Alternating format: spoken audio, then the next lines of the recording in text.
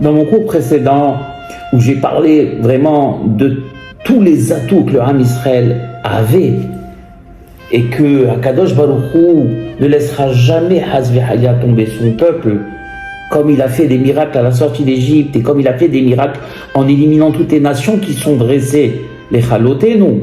Une des raisons pour lesquelles aussi nous devons être confiants, c'est le fait de savoir que nous descendons d'Avraham, Yitzhak et Yaakov, bien sûr, des Tanaïm Kdoshim, mais que nous comptons parmi nos ancêtres des saints, des Hachamim, d'une grandeur incroyable, d'une sainteté incroyable. J'ai longuement parlé dans mes cours de beaucoup de Hachamim, de la famille Abou Hatzera, du Gaon de Vilna, de beaucoup de Hachamim. J'ai pas les noms en tête tellement il y en a. J'ai donné beaucoup de cours de Baba Al-Hazar, de beaucoup de Hachamim. Et là, j'ai décidé de parler après longtemps, parce que c'est un cours que je devais faire il y a longtemps déjà, de Moreno Verabbenu, Schuto Yagen Alenu, Rabbi Yitzhak Luria Ashkenazi, Ha'ari, plus connu sous le nom du Ha'ari, le Harizal, le maître incontesté dans les 5 siècles passés de la Kabbalah. Beaucoup de Hachamim nous expliquent qu'il est le Nitzutz, donc une continuité de la Neshama de Rabbi Shimon Bar Yochai. Je vais juste parler un petit peu de sa vie, mais très succinctement, mais surtout vous raconter des histoires fantastiques qui le concernent. Alors malheureusement, je ne peux pas raconter toutes les histoires parce qu'il nous faudrait aller au minimum 8 à 10 heures de cours. Mais je vais vous raconter celles qui m'ont le plus plu pour vous montrer, Bémet, que le peuple d'Israël n'est pas n'importe qui. Nous avons des illustres ancêtres. Et il est impossible qu'on ait eu des illustres ancêtres pour qu'aujourd'hui, Hazve Halila, on disparaisse aux mains d'ennemis implacables. Ça n'arrivera jamais, soyez-en sûrs, même si le peuple d'Israël passe des moments terribles, et peut-être qu'il passera encore des moments encore plus terribles. In fine, le Ham Israël, Hay, Vekayam, Lahad. On est les enfants du Harizal, la Rabotai. Le Harizal, Rabbi Yitzhak Luria Ashkenazi, est né en l'an 5294 de l'ère hébraïque, c'est-à-dire 1534, ça fait à peu près 5 siècles, et il est mort très jeune, à l'âge de 38 ans, en l'an 1572. Il est né à Jérusalem. Et regardez déjà, il y a 5 siècles, la présence de familles juives, il y avait une grande présence de familles juives, c'est vrai qu'il y avait qu'une trentaine, une quarantaine de familles il y a 5 siècles. On parle du peuple palestinien, ça me fait marrer. Déjà des familles juives installées à Jérusalem et qui vivaient dans une misère terrible. Quand il y a eu en 1492 l'expulsion des Juifs d'Espagne, une très grande partie des Hachamim d'Espagne sont venus en Eretz Israël. Et sachez que le noyau le plus important de tous les Hachamim de tous les temps nous vient d'Espagne. Les plus grands Rishonim, Aharonim, Kabbalistes nous viennent, Rabotai, d'Espagne, sachez-le. C'était un enfant du miracle. Son père, Rabbi Shlomo, était quelqu'un de très pieux, qui passait son temps à prier à la synagogue, qui vivait avec son épouse, qui était une tzadékette elle aussi, et qui malheureusement n'avait pas d'enfant, et qui priait à Kadosh Baruch Hu matin, midi et soir, au Beth Midrash, à la synagogue, à la maison d'études, pour qu'Akadosh Baruch Hu lui donne un enfant. Un jour, pendant qu'il était en train de prier, Rabbi Shlomo, à Yerushalayim, il y a Eliyahu Hanavi Zacholetov qui rentre et qui lui dit « Sache, Shlomo, que ta prière a été entendue et qu'à la fin de l'année, tu auras un enfant. Mais il y a une condition, de ne pas faire la Mila jusqu'à que j'arrive, moi. »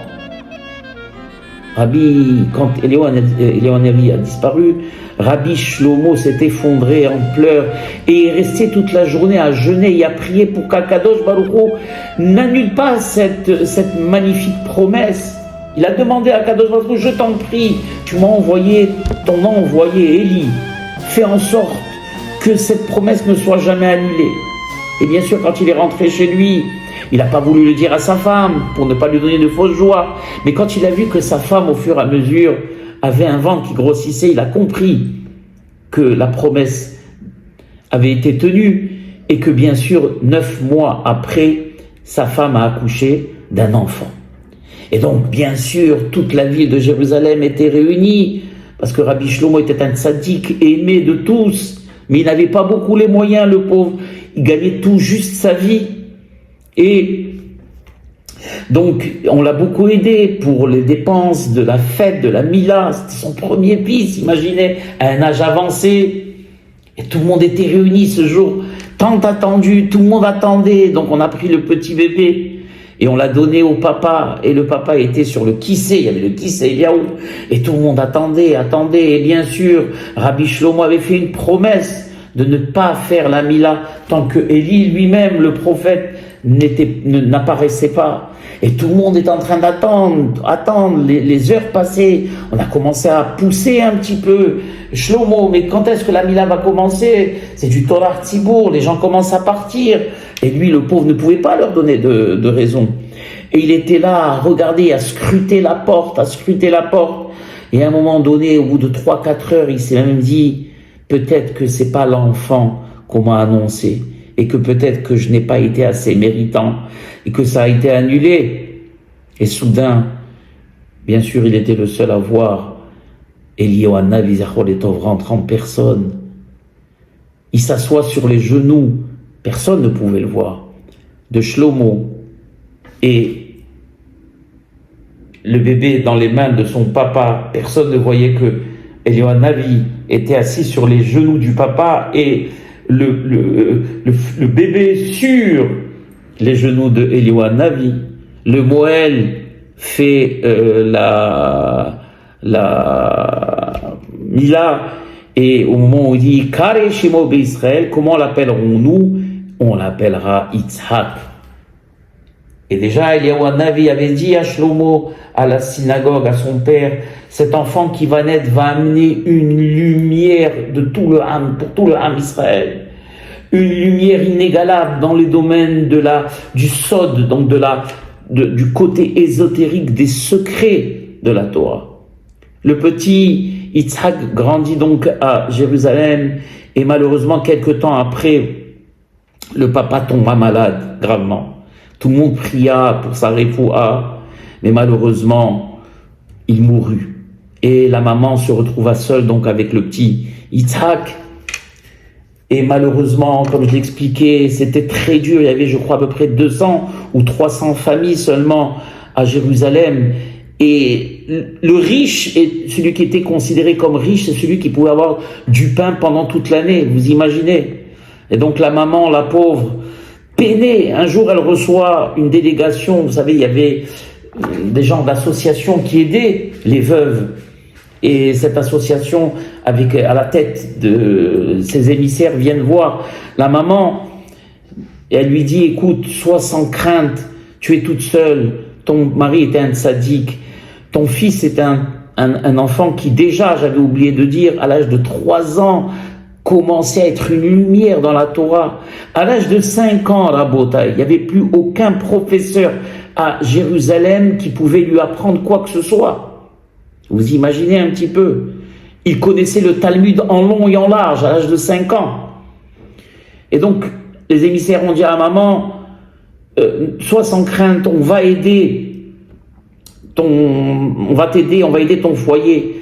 La maman leur répondit, vous savez, j'ai peut-être pas d'argent, mais il est sûr que je ne m'en dirai jamais. Et que même si ça doit être très dur pour moi, je nourrirai mon fils à la sueur de mon front. Et donc la pauvre, eux, ils ont insisté, mais elle n'a rien voulu savoir. Ils sont repartis.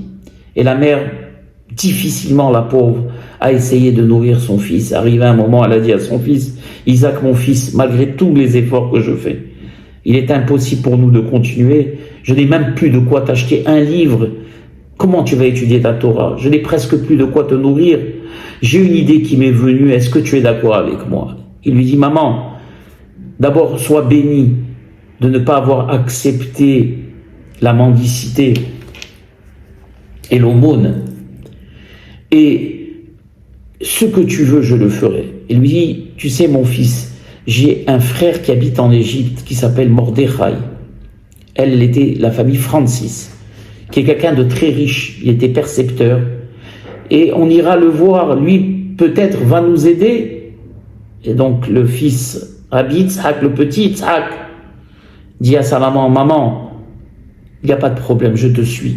Et donc, les voyages à l'époque étaient éreintants, difficiles, on mourait même sur le chemin. Ils quittèrent donc Jérusalem et se rendirent au Caire, où habitait le Caire. Regardez ce que c'est devenu. Vous savez ce que c'était le Caire? Le Caire, c'était le centre des études religieuses talmudiques de tout le Moyen-Orient. Maintenant, c'est devenu une ville au centre avec des bidonvilles tout autour. Et donc, ils arrivent donc au Caire, ils se renseignent, cherchent où est Mordechai Francis, où il habite, comme c'était quelqu'un de très connu. On lui indique la maison de Mordechai, elle arrive, elle tape à la porte, un serviteur ouvre la porte, une très très grande demeure. Mais Mordechai était très riche, il avait plein de serviteurs. Et ce serviteur rentre chez Mordechai qui était au salon, il lui dit, il y a une dame qui s'annonce comme étant ta sœur, qui dit qu'elle t'a pas vu, ça fait des années. Est-ce que tu lui permets de rentrer? Il lui dit, qui? Ma sœur? Bien sûr, fais-la rentrer. Dès qu'il voit sa sœur Mordechai, il se jette sur elle, il embrasse le petit Yitzhak, il la voit, la pauvre, fatiguée, il lui donne à manger, il la laisse se reposer, elle s'est reposée des jours et des jours et des jours. Et au bout d'un moment, elle lui dit, voilà ce qui nous est arrivé, mon mari est décédé, je n'avais plus de quoi le nourrir. Il lui dit, sache, ma sœur, qu'à partir d'aujourd'hui, ton fils est le mien, et ta maison, et ma maison est la tienne. Tu seras nourri, logé, et ton fils pourra étudier tranquillement, tu n'as plus rien à craindre, j'ai beaucoup d'argent, et tu auras ce qu'il te faut, reste avec moi. Et alors, le petit Yitzhak a commencé à aller à étudier. Et où il a été étudié, Rabotai? Imaginez, à la yeshiva du grand de la génération, qui était le Radbaz, plus connu sous le nom de Rabbi David Ben Zimra.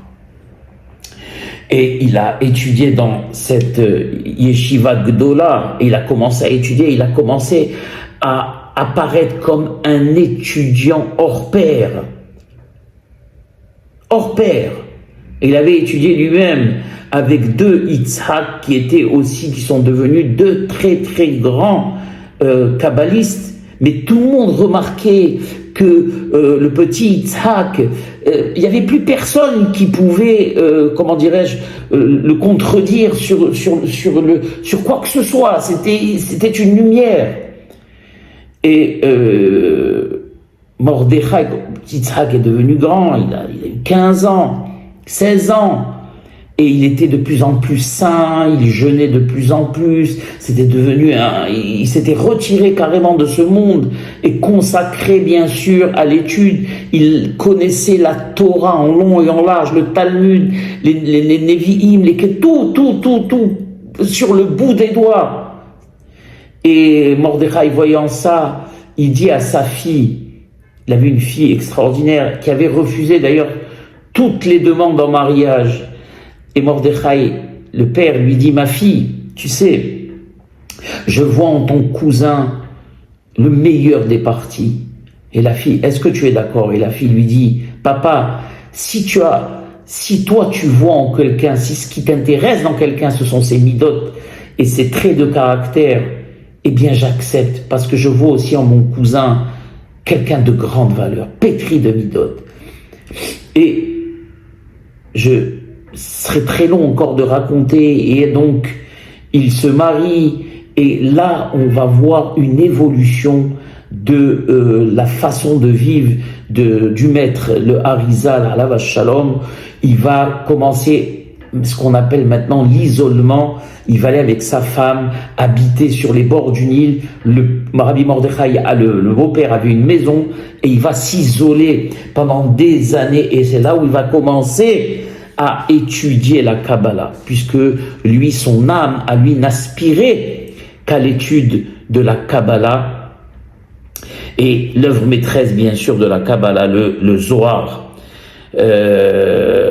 Et donc, qu'est-ce qu'il faisait? Il allait de temps en temps retrouver sa famille une fois par semaine le Shabbat. Et au fur et à mesure, vers 1569, il reprit avec sa famille, donc sa femme et ses enfants, le chemin de Jérusalem, et il atterrit dans la ville de Tzfat, où il est enterré jusqu'à aujourd'hui. Et vous savez que dans la ville de Tzfat, comptez les plus grands hachamim et kabbalistes que l'on peut imaginer, sans compter les maîtres de la halacha, bien sûr, comme Rabbi Yosef Karo, le Maran, Rabbi Yosef Karo, et bien évidemment tous les plus grands tzaddikim. Et bien sûr, c'est là où le Harizal va rencontrer, ou plutôt va aller vers lui, son futur et unique, celui qui va reprendre tous ses écrits, qui est bien évidemment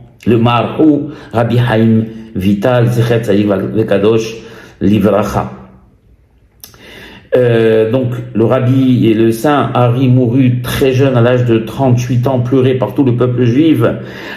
Malgré et en dépit de la brièveté de sa vie, il marqua d'une empreinte indélébile la vie religieuse et l'enseignement religieux. Grâce à son influence et à son inspiration, il fut possible au judaïsme de résister aux attaques des croyances et des idées de toutes sortes qui furent soutenues et encouragées au XVIe et XVIIe siècle, avec bien sûr, vous savez tous, Shabtai Tzvi, qui a amené malheureusement une catastrophe au sein du peuple juif. Rabbi Yitzhak Luria se place sans conteste parmi les chefs les plus saints et les plus considérables du peuple juif. Alors on va commencer les fantastiques histoires qui concernent le Harizal. Alors comme je vous l'ai dit, il me faudrait peut-être une dizaine d'heures pour raconter un peu toutes les histoires qui concernent le Harizal. Je vais vous en raconter quelques-unes et écoutez, celle-ci, elle est fantastique, époustouflante. Qu'est-ce qu'il savait faire et qui il était? Toutes les chokhmot, toutes les connaissances, toutes les sagesses connaissait le Rabbi, et tous les secrets ont été dévoilés devant lui. Et il a bien sûr communiqué toute cette connaissance, en tout cas une grande partie de cette connaissance, à son élève Rabbi Haim Vital, le Marhou, qui lui, puisque le Harizal n'a pas laissé de livre, et donc c'est son élève Rabbi Haim Vital qui de tête s'est rappelé, a transmis tout ce que son maître lui avait appris. Le Harizal, il connaissait ce qu'on appelle Chokhmat HaPartsouf, c'est-à-dire la Chokhmat qui consiste à regarder sur un visage et à savoir tout ce que cette personne est, tout ce qu'il a été, tout ce qu'il est, tout ce qu'il sera. Sihat Dekalim, ce qu'on appelle dans la Kabbalah le langage des palmiers, des arbres, c'est quelque chose d'étonnant. Le bruissement des arbres et des végétaux est aussi un langage. Sihat Ofot, le gazouillement des oiseaux. La beauté, ce que je vous dis est difficilement compréhensible, mais sachez déjà une chose, il n'y a aucun être humain ou animal ou végétal qui est sur cette terre sans but. Que ce soit même les minéraux, ils ont en eux une étincelle divine qui leur permet d'exister. Cette étincelle divine communique des choses. Vous me direz, un oiseau, qu'est-ce qu'il a à nous apprendre? Un oiseau, lui aussi, il a son tachlit. Il y a peut-être à l'intérieur de lui une âme qui est réincarnée et qui parle.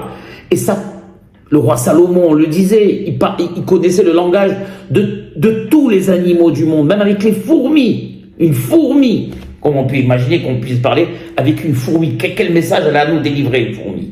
C'est pour vous indiquer que dans cet univers, rien n'a été créé par Akadosh Baruch Hu au hasard. Tout a une raison, un tachlit, un but. Et bien sûr, quand on a un but, on a quelque chose à communiquer. Alors peut-être que nous, on n'entend pas ce qu'ils ont à nous communiquer, un arbre quand il bruit, ou des végétaux, ou une pierre quand elle est posée, ou le gazouillement d'un oiseau. Mais des tzadikim comme le Harizal, comme le Baba Saleh, eux arrivaient à lire à l'intérieur. Donc des visages, des arbres, des oiseaux, des flammes, selon la constitution de la flamme, son crépitement. Beaucoup de hachamim devinaient, selon le crépitement d'une flamme, quand quelqu'un rentrait, si cette personne pouvait rester en vie ou malheureusement devait décéder. Et bien sûr, Sihat Malach Sharet, des anges, puisque eux parlaient avec les anges.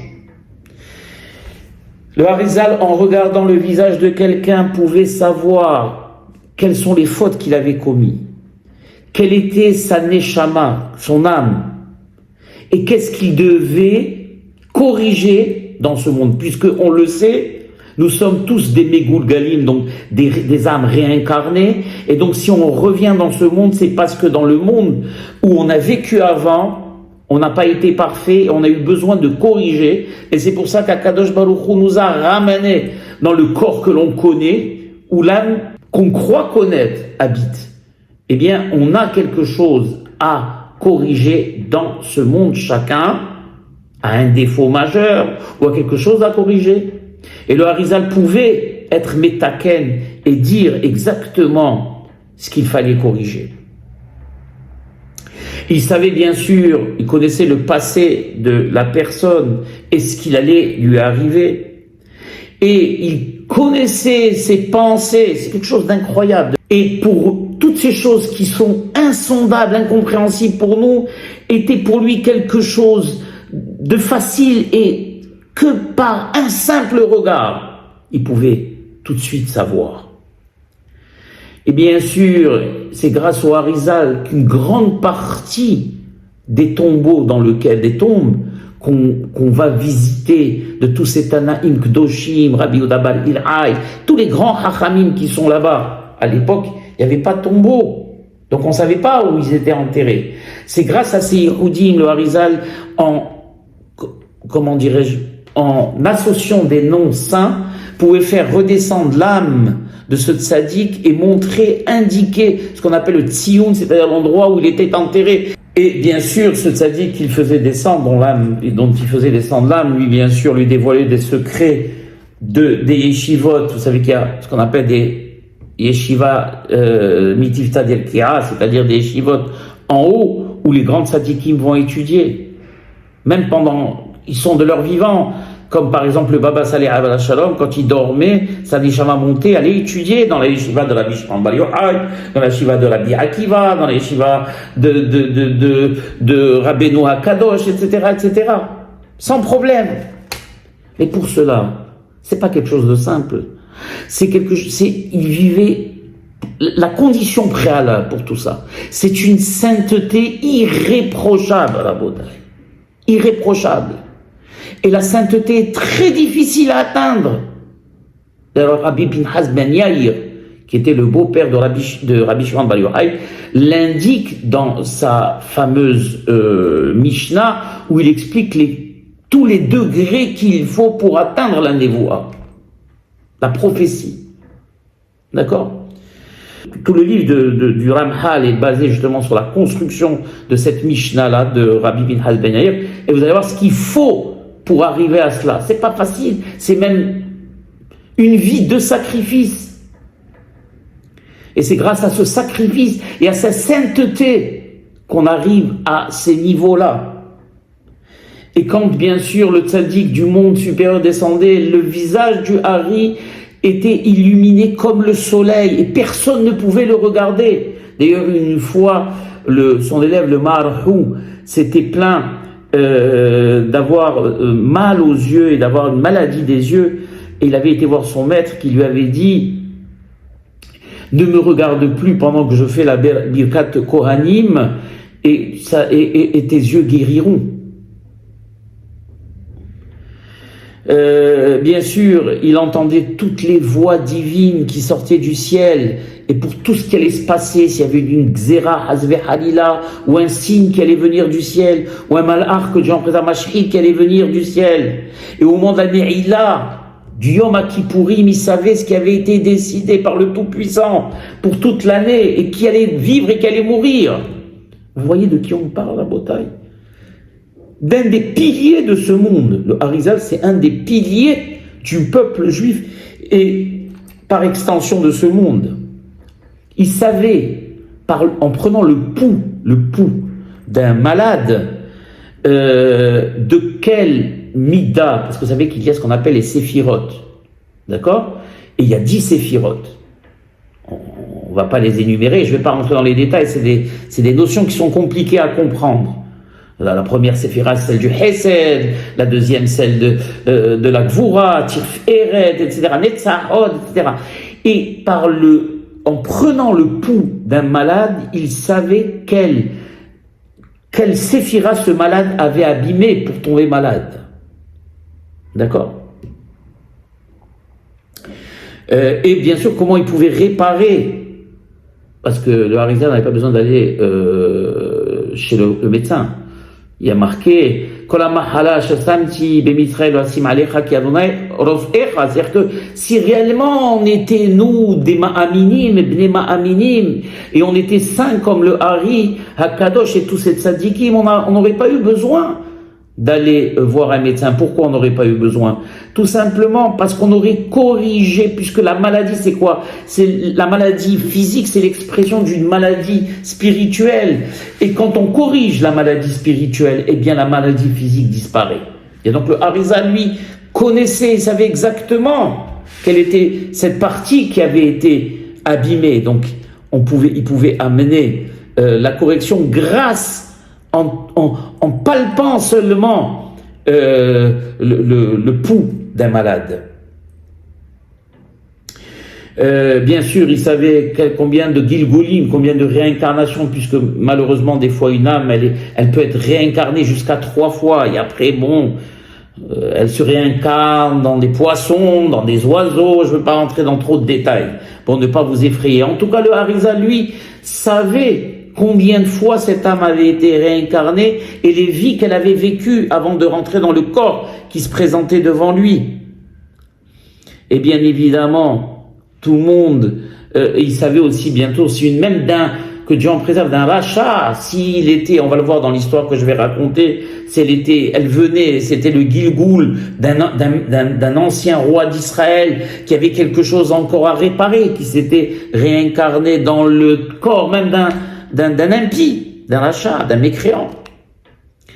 Et bien sûr, la plupart des Chokhmot et de ces Chokhmot, donc de ces sciences-là, il les a appris à son élève. Mais il y a une Chokhma qui ne va pas pris une science, c'est celle de lire les lignes de la main. Et le Marhou le suppliait. Et alors le Harizal lui répondait, il lui disait, écoute, ça sert absolument à rien de me supplier. Et qu'est-ce que tu as besoin d'une science qui est une science en réalité étrangère? Intéresse-toi à mes écrits et étudie la Kabbalah, et à partir de mes écrits à moi, tu comprendras toutes les sciences. Tu n'as pas besoin de t'intéresser à cette science. Et malgré tout, le Marhou Alav Shalom, qui était un élève assidu, qui buvait les paroles de son maître, voulait connaître cette science-là. Alors qu'est-ce qu'il avait fait? Il a usé d'un stratagème. Il avait été voir une mendiante qu'il connaissait et il lui a dit, voilà, tu sais, tu vas me rendre service et je vais te donner une pièce d'or. Tu vas aller voir mon maître le jour de Purim, en lui prétextant que tu as besoin qu'il te reçoive pour une aumône, mais toi, tu vas lui demander, comme tu as une fille unique et que tu ne connais pas son futur et son avenir, de lui lire les lignes de la main, et comme ça, moi, je serai à côté et je vais apprendre un peu comment il fait.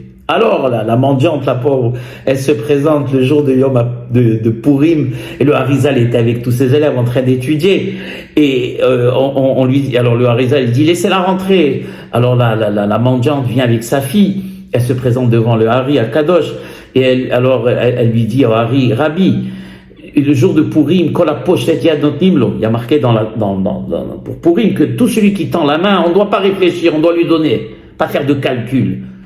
Ah, celui-là, je sais pas, peut-être qu'il travaille, peut-être qu'il ment, peut-être... Non, quand la pochette, il y a notre nimlo. On lui donne. Et alors, le Hari lui dit, donnez-lui une pièce. Il dit, non, Rabbi, je ne veux pas d'argent. Je veux une seule chose que tu fasses pour moi. Alors, il lui dit, qu'est-ce que tu veux? J'ai une fille unique, et j'aimerais, s'il te plaît, que tu me lises les lignes de la main et que je sache ce qui va advenir, d'elle. Alors, le Harizal se retourne vers son élève et lui a dit, il dit à la femme, je sais pourquoi tu es venu. C'est mon élève Rabbi Haïm qui t'a demandé de venir. Rabbi Haïm, combien de fois je t'ai dit de ne pas t'intéresser à cette science? Malgré tout, il dit à cette femme, dis à ta fille de poser sa main à peu près à 2 ou 3 mètres sur ce hameau de ce poteau et je vais lire et te dire ce qui adviendra d'elle. Et elle l'a posé, la fille, la main sur le poteau de loin, de très loin. Et bien sûr, le Harizal lui a dévoilé ce qu'il allait advenir d'elle. Combien de temps elle vivrait, si elle allait se marier, avec qui elle allait se marier, etc. etc. Pour donner une petite idée, ce que je vous raconte, ce n'est vraiment que des toutes petites anecdotes qui concernent Morenu Verabbeinu Ha'ari HaKadosh. Écoutez maintenant cette histoire, elle est époustouflante et elle s'est passée dans la ville de Safed, donc de Tzfat. C'était quelqu'un de riche, de très riche, qui avait une fille unique, qui était pétrie de qualité.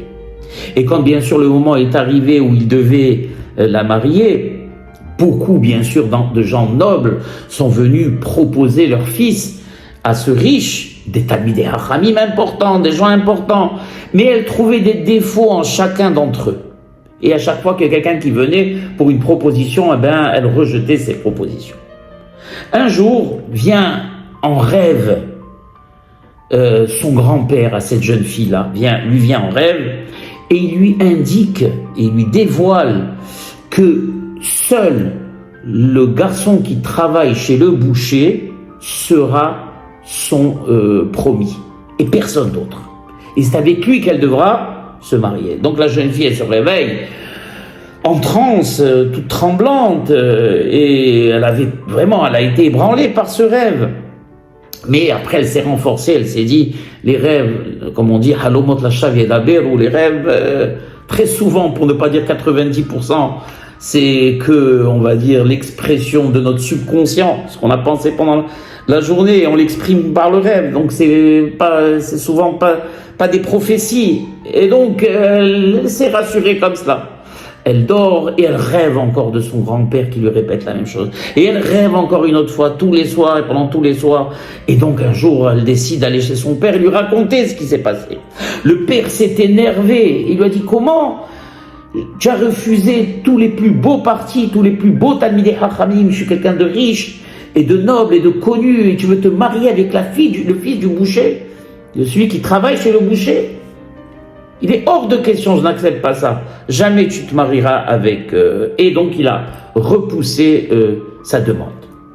Quelque temps après, malheureusement, cette fille est tombée gravement malade. Et son état vraiment se détériorait de plus en plus. Elle était sur le point de mourir. Et à cette période même, dans la ville même de Tzfat, où se passe cette histoire, arrive, comme je l'ai expliqué dans mon premier cours où je raconte l'histoire de la vie du Harizal, le Hari, en l'an 1569, il a commencé bien sûr pour habiter dans cette ville. Et tout le monde connaissait déjà la grandeur du Hari depuis l'Égypte déjà. Son nom avait traversé l'océan, Jérusalem aussi également. Et donc, la mère de cette malheureuse jeune fille est allée le voir pour lui demander une aide. Elle lui a donné des pierres précieuses. Mais vous savez bien que les pierres précieuses, le Hari les prenait pour les redistribuer aux pauvres, ce qu'il faisait du matin au soir. Il avait beaucoup d'associations, le Hari s'occupait beaucoup de pauvreté en Eretz Israël, sans compter de maladies, d'épidémies. Et donc, il lui a dit, le Hari, alav shalom, zechat tzedek livracha, de demander au père de venir lui rendre visite. Et la femme, elle a supplié le Hari qui prie pour la refoua de sa fille. Donc le père se présente devant lui. Et le Hari le regarde, il lui a dit, du ciel, il a été décidé que ta fille devra épouser cet employé de ce boucher-là, et que si tu ne fais pas ça, sache que si tu n'acceptes pas, elle mourra. Donc c'est pour ça que je t'ordonne, si tu veux que ta fille vive, d'écrire tout de suite la dot, donc et de faire un shtar, donc un genre de contrat, et de fixer les conditions, et tu donneras à ta fille une dot de 10 000 dinars. C'est une somme colossale. Le pauvre, le père, qui voulait bien sûr de tout son cœur sauver sa fille des affres de la maladie et de la mort, il s'est immédiatement exécuté, et bien sûr, grâce à ça, eh bien, la fille allait de mieux en mieux jusqu'à guérir. Après un temps donné, le mariage, on a organisé le mariage, bien sûr, toute la ville est venue, et le jeune couple, après le mariage, a vécu, donc puisque le père était très riche, une très grande maison, a continué à vivre avec les beaux-parents. Et la vie, on va dire, se passait comme un long fleuve tranquille. Et malheureusement, au moment où la jeune femme, donc la jeune mariée, accouche, son premier bébé, elle meurt malheureusement tout de suite après. Après ce malheur terrible, les beaux-parents ont commencé à avoir d'un mauvais œil le beau-fils qu'ils n'aimaient pas déjà au départ, et ont décidé carrément, le voyant comme à l'origine de tous leurs maux, a décidé de le mettre à la porte. Et que puisque maintenant la fille était plus là, il n'était plus question qu'ils vivent avec eux. Et le mari, le pauvre s'entêtant, a dit que selon la halakha, il devrait hériter donc de cette dot de 10 000 dinars, et donc qui devait lui revenir. Et qu'est-ce qu'il fait bien sûr à l'époque? Donc il convoque donc les beaux-parents au tribunal de qui? Donc j'ai parlé dans mes cours, j'ai expliqué qu'à Tzfat, il y avait les plus grands hachamim, le Al-Sheikh, Rabbi Moshe Al-Sheikh, qui était l'élève de Rabbi Yosef Karo. Et là, notre cher marié, beau-fils, les convoque devant qui? Devant Rabbi Yosef Karo. Et Rabbi Yosef Karo, qui n'est pas kabbaliste, et donc qui a que les yeux pour voir, et selon la halakha, il statue que le mari devait partir sans rien, parce qu'il aurait fallu qu'il soit marié avec elle au moins pendant une période de 3 ans. Non convaincu de ce jugement, qu'est-ce que fait le beau-fils sans se décourager? Il va et il les convoque, mais cette fois-ci devant qui? Devant le Harizal, en personne, le Hari Akadosh. Et le Hari Akadosh, qu'est-ce qu'il fait? Il prend le père éploré de côté et lui dit, je vais te raconter une histoire. Tu veux m'écouter? Et connaissant la grandeur du Hari, le père, le pauvre éploré, lui dit, bien sûr. Il lui dit, il y a longtemps de cela, au-delà des océans, 2 associés, des associés très honnêtes l'un envers l'autre. Jamais personne n'a volé 1 centime à l'autre. Et ils s'aimaient beaucoup. Et toutes les affaires, il les faisait avec droiture, et ils se partageaient de manière égale et à part égale les bénéfices. Un jour, un des associés décide de se rendre à un salon, à une foire. Et dans cette foire, il fait des affaires très juteuses. Et il gagne énormément d'argent. Et malheureusement, quand on gagne énormément d'argent et quand on est seul, le Sahara nous pousse. Pourquoi est-ce que c'est toi qui t'es fatigué? C'est toi qui as voyagé? C'est toi qui as débusqué, déniché ces affaires? Pourquoi est-ce que tu dois partager avec ton associé? Tu n'es pas obligé. Donc le Sahara, d'un côté, le pousse et le séduit à faire du mal, et de l'autre côté, le Sahara lui dit non, tu as toujours été honnête avec ton associé, etc. Ce combat, malheureusement, se finit mal. Et le Sahara a le dessus, et la personne, bien sûr, décide de garder une grande partie des bénéfices et de ne partager qu'une petite partie avec son associé. Et malheureusement, les Chachamim disent une Avera, quand on l'a fait et on l'a refait, Nishnit, Na'aset lo ke'eter. Une Avera au début, vous savez, Rabotai, notre conscience nous empêche de faire cette Avera. Et quand on refait et on la refait, eh bien, elle devient normale et c'est plus considéré par notre conscience comme une Avera. Et c'est ce qui s'est passé. Après ce fameux salon, eh bien, ça s'est reproduit, et une fois encore, une deuxième fois, une troisième fois. Et le malheureux, l'autre associé, d'un côté, l'autre grossissait, gagnait de l'argent, ne plus savoir qu'en faire. Et comme il ne partageait pas ses bénéfices avec son associé, l'autre, le pauvre, devenait de plus en plus misérable jusqu'à tout perdre et à devoir mendier, tenez-vous bien, pour pouvoir manger. Donc on a d'un côté un associé, lui dit le Hari à Kadosh, qui est devenu très riche et qui habite maintenant dans un château, et l'autre qui est obligé de mendier, qui n'a plus de quoi manger. Un jour, ce pauvre associé qui n'a plus de quoi manger, ayant peur de mourir, va se rend dans la maison de son ancien associé. Il tape à la porte et il supplie qu'on le laisse rentrer. Il se retrouve devant son ancien associé. Il lui dit: je t'en prie, au nom de notre amitié, au nom de notre association, notre ancienne association, tu as bien réussi et tu réussis de plus en plus, parce que le gars continue à s'enrichir, Je n'ai plus rien à manger, je t'en prie, donne-moi de quoi survivre. Et tu vois pas que le voleur, là, non seulement voleur, mais imbu de sa personne, se retourne et lui dit: va-t'en de là, tu n'as pas réussi, c'est ton problème. Moi, je n'ai pas à te nourrir, sors.